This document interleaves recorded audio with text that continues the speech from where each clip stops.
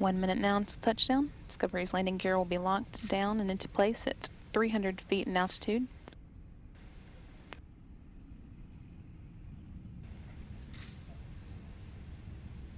It's currently 3,500 feet and traveling at a rate of 370 miles per hour.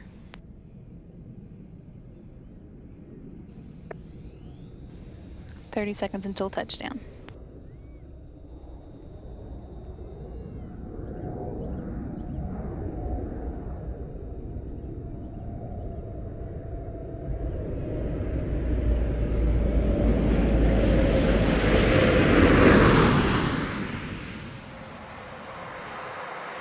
Main gear,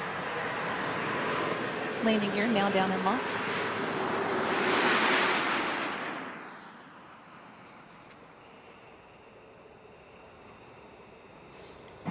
Main gear touchdown. Pilot Jim Dutton now deploying the drag chute.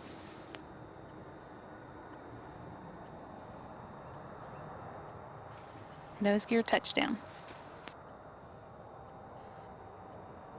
That brings an end to the STS-131 mission, the 131st Space Shuttle flight, and the 33rd to the International Space Station.